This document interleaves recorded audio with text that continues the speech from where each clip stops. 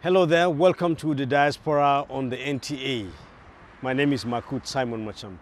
Now this is the program that connects Nigerians in the diaspora to developments back home and of course showcases what Nigerians in the diaspora are doing to contribute to national development.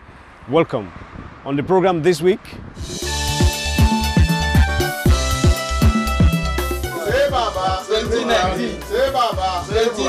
a group of Nigerians in the United Kingdom meet President Muhammadu Buhari in London, endorse his re-election bid. We've put in a lot of effort with the Indonesians to also include Nigeria in this. Nigeria's ambassador to Indonesia about the welfare and well-being of Nigerians out there. This is the first time the university is awarding a PhD in law, and I'm very happy to go down on record as the first student to be awarded that degree. We have our Diasporan of the Week and news tidbits about Nigerians in the diaspora.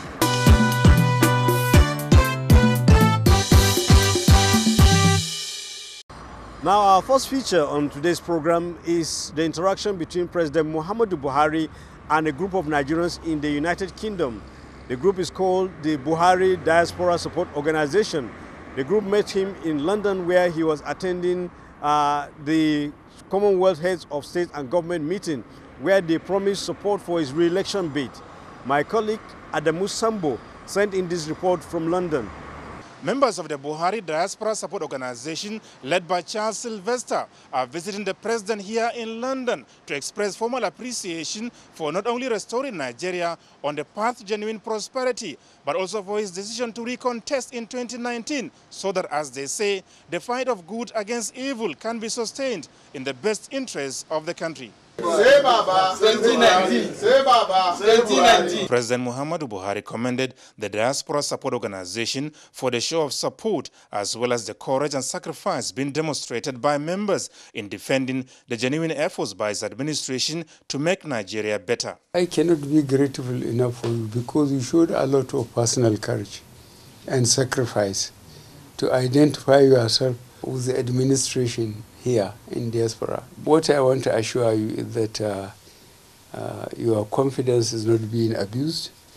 We are doing our best to justify your confidence in the administration, and we appreciate the sacrifices you are making by being different.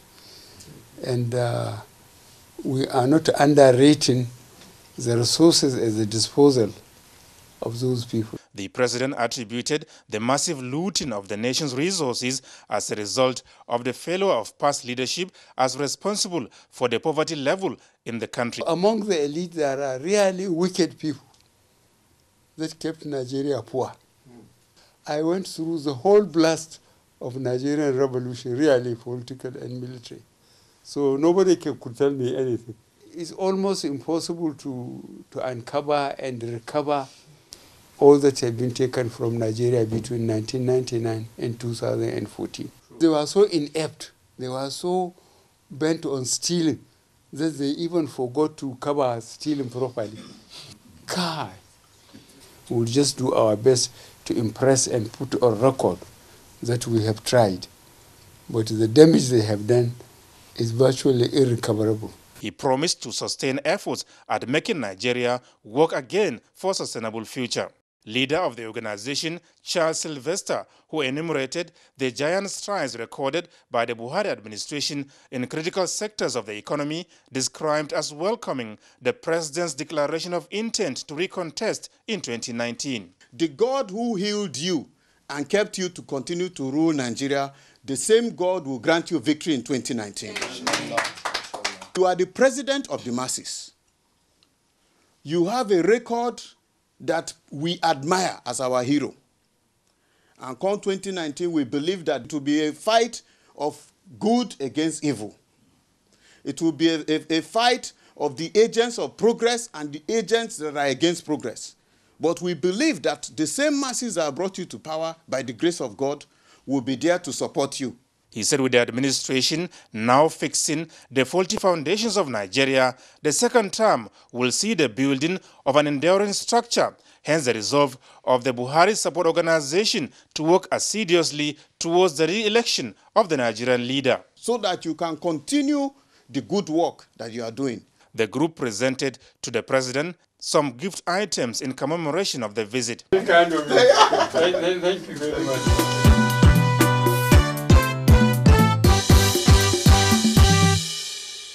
Now, after that visit, Adamu Sambo sat down with some members of that group to ask them in specific terms why they are supporting the re-election bid of President Muhammadu Buhari, and of course, their views on some of the burning issues in Nigeria.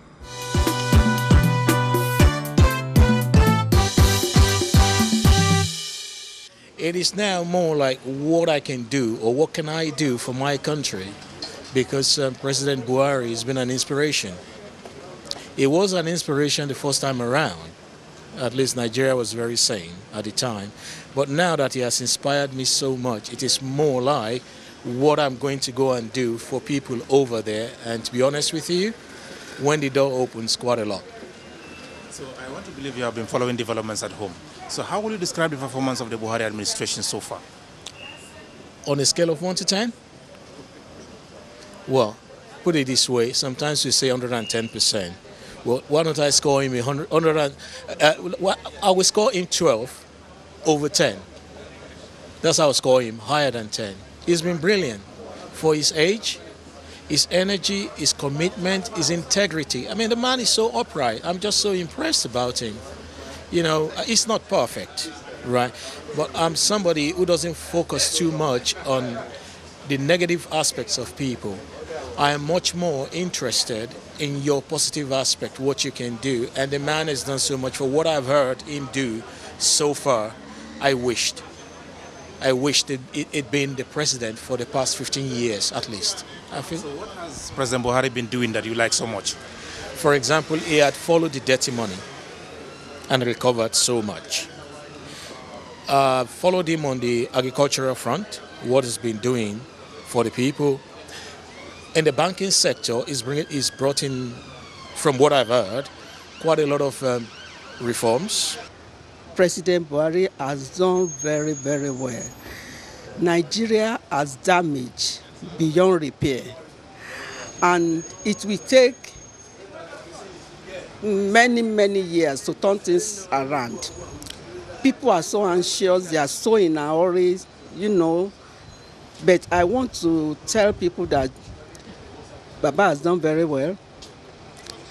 He hasn't got anything, you know, like landed property, any property in London, even in Abuja, even in Lagos. How can we find people like him? You know, he has done very well. And he has given zero tolerance to corruption. And apart from that, he's building a solid foundation where our next generation can take it from. You know, what he's doing now is foundation. They should give him time, you know, for the future generation to continue. So 2019 is around the corner, and he recently declared his intention to recontest. How do you feel about that? I'm so happy, and I'm ready to do whatever to campaign for him. I know a lot of people are against him, but I'm sure they will fail, because anything good, people, you know, not many people will like it. But I know, with God on our side, Buhari will win by God's grace, because he's doing his best. He can't do more than this, except they want looters to take care of that country. I would assess the administration's fit at the moment as very good, because the foundation that is being repaired, as you find out, a house that has a bad foundation crumbles. That was what was happening to Nigeria. So the foundation is now being rebuilt, but the issue is when the foundation is being built, nobody sees. Only when the house becomes finished, that's when people see the beauty, and you're seeing that, oh, this house is actually strong within the foundation, because the longer the house stays, the more you'll think, well, it must be on a very good foundation. And in view of that, I have been a real beneficiary of the new ease of doing business in Nigeria as it is. In the past, NAFDAC takes a very long time for you to get a NAFDAC number.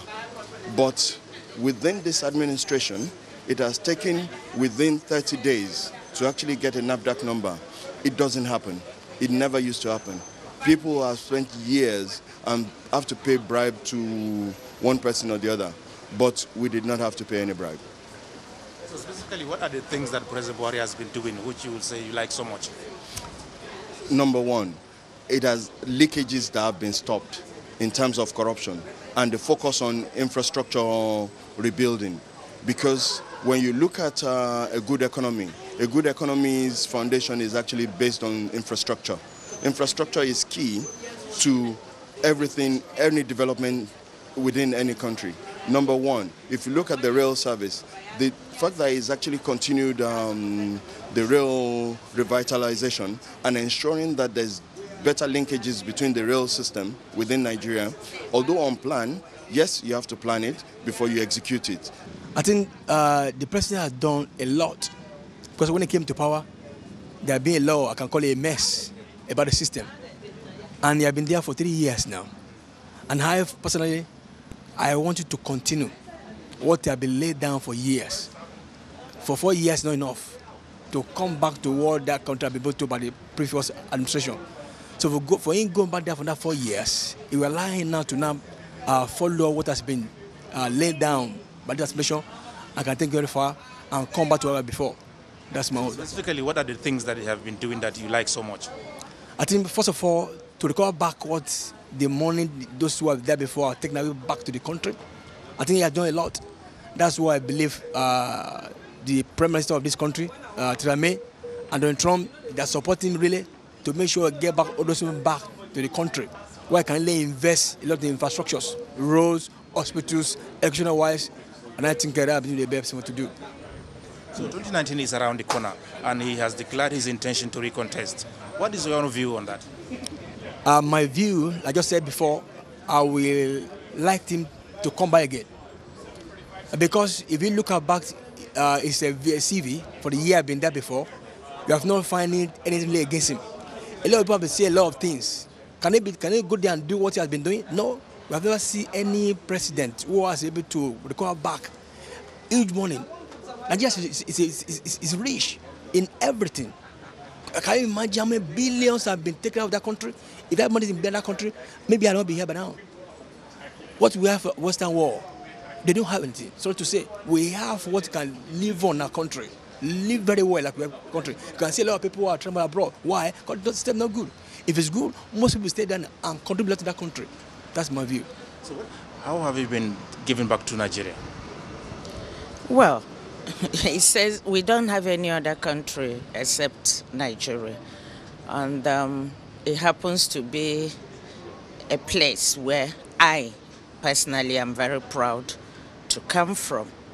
We have been trying to engage, even though we are not allowed to vote. We diaspora haven't been given the permission to vote.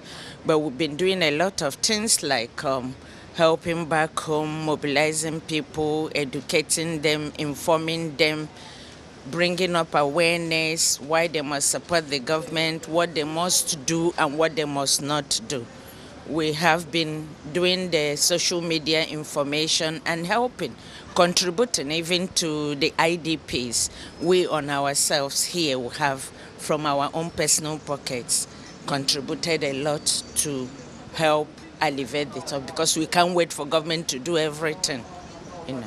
So I want to believe you have been following developments at home since the Buhari administration came to power. What are your own assessment? Wow. Herculean. He has done what 3 governments putting together did not do. His assessment, my assessment of him and his government is, if there is 1,000%, yes, it is 1,000 over 1,000. Why do I say so? If you look at his track record from when he was a young officer, from the time he was governor of my state, Borno, until when the coup of him and Diaspora happened, he brought in the discipline.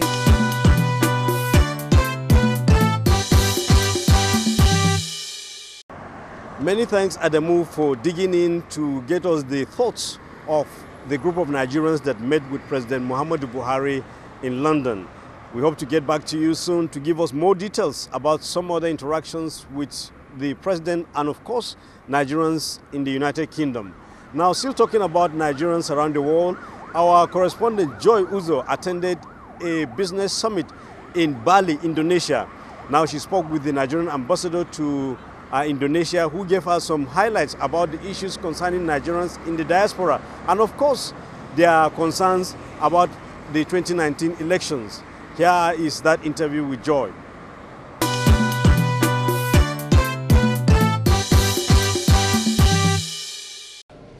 Now, every country has its visa regime, and they have bilateral arrangements relating to who you allow free entrance without visa, who you allow visa at the point of entry. Now, we've put in a lot of effort with the Indonesians to also include Nigeria in this. And we've been promised that by the time we hold our next Indonesian-Nigerian joint commission, this is going to be part of what is going to be on the agenda. Issue of immigration, issue of visa, on making Nigeria one of those, is it 42 or 43 African countries that have been exempted, that have been allowed visa upon arrival. But you have to really know that on our side, there's this stigmatization regarding some illegal shady practices, drugs, as you know. So that's an issue which we are battling, and they really intend to look at it.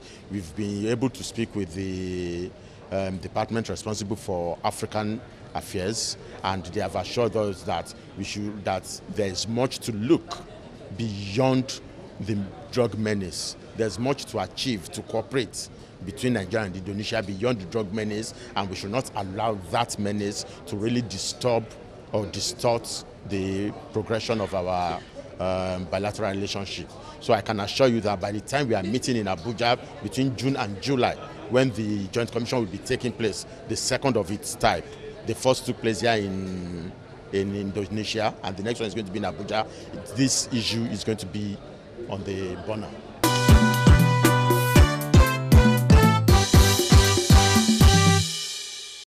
Thank you very much, Joy. Joy Uzo there speaking with the Nigerian ambassador to Indonesia on the relations between Nigeria and Indonesia and, of course, issues that concern Nigerians living in that country.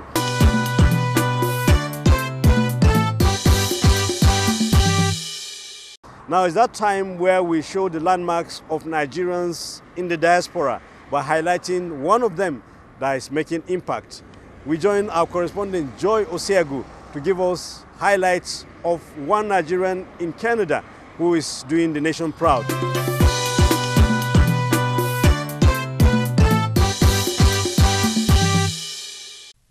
The story of Dr. Gideon Christian, a 2002 graduate of law from the University of Lagos, will inspire you to take the limit off your peak. His academic journey to Canada started in 2007 when he applied for a master's degree in law. Getting into the program was tough, but thanks to his passionate supervisor, Professor Amir Ataran. Gideon's had a journey like many immigrants to Canada have, especially coming from a place like Nigeria. You come with not very much in your bag, probably not a lot of money. Really the only thing you're able to bring is your skill. And with that skill, you either create opportunities for yourself and succeed in them, or you don't.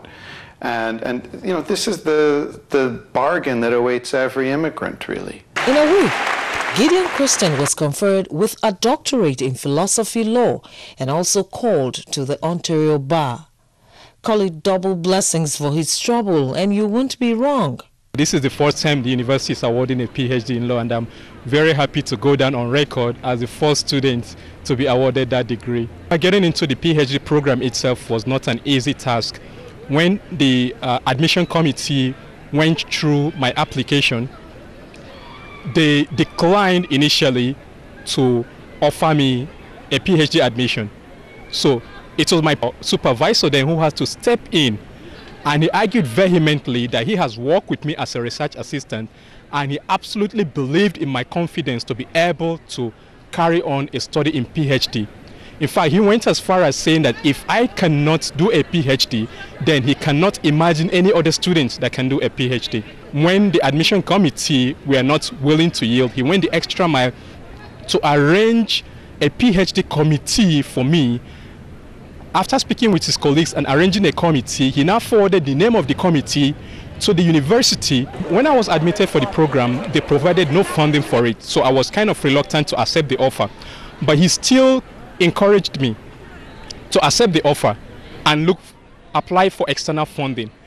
I accepted the offer, and with his encouragement, I went on to apply for outside funding. And I'm happy to say that I was not only able to get outside grant to conduct the research, but I was able to get the highest number of awards ever achieved by any PhD student in the University of Ottawa for my PhD. And just when you think the story is ending, it gets better.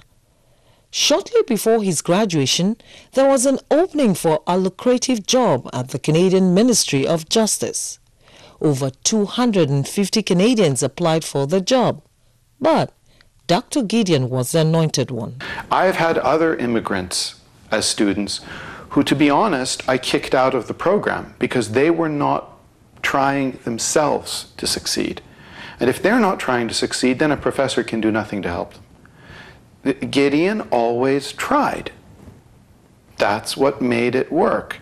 He is an exemplar of the amazing human capital produced by the Federal Republic of Nigeria. And I am proud to be associated with a human being of his caliber and competence. People who are eager in Africa to pursue their dream should be helped in our part of the world to make sure they realize those dreams, because the world is becoming very small, and we want to make sure we become a part of that small world. He is the first person in that department to get a PhD in law.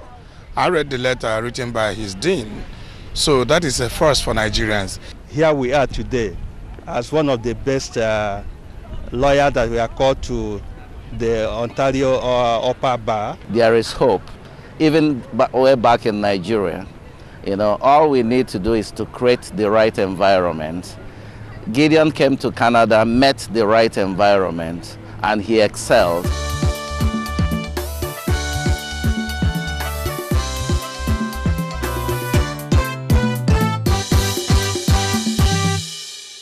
Indeed, it's almost predictable that Nigerians are always at the top, wherever you find them in the world, doing the nation proud and flying the green, white, green flag very high. Kudos to our patriots in Canada, hoping more will be achieved by you and, of course, many more Nigerians out there. It's that time where we bring you news tidbits about happenings with Nigerians in the diaspora. Diaspora News is next on the program. Preparations are at the advanced stage for the Nigerian Diaspora Direct Investment Summit, expected to hold this month in London, United Kingdom. The aim of the summit is to galvanize Nigerian businessmen and women in the diaspora and their counterparts in UK business environment, along with international investors, to establish new businesses in Nigeria. A Nigerian based in China, Festus Uzoma Mbisogu, has emerged winner of the Community Leadership category at the 3rd anniversary of the Appreciate African Network Asia Pacific Awards held in Belgium. Mbisogu was selected for the various roles he has played in China and Nigeria in promoting community development with a self-sponsored community borehole projects and human capacity development. Meanwhile, 3 students of the Taraba State University lost their lives when they were hit by fallen trees during a rainstorm at the Boba Jita National Wildlife Park in Cameroon. The incident occurred during a devastating rainstorm. The students were 400 level students of the Biological Science Department of the university on a research trip to neighboring Cameroon. And that's our package for this week. Thank you very much for sharing your time with us on the Diaspora. diasporanta@yahoo.com is our email address. As you like to send us your feedback, your questions, and your concerns on the program. Thank you for watching on behalf of the rest of the team. My name is Makut Simon Macham. We'll come your way next edition with more about Nigerians in the diaspora. Bye for now.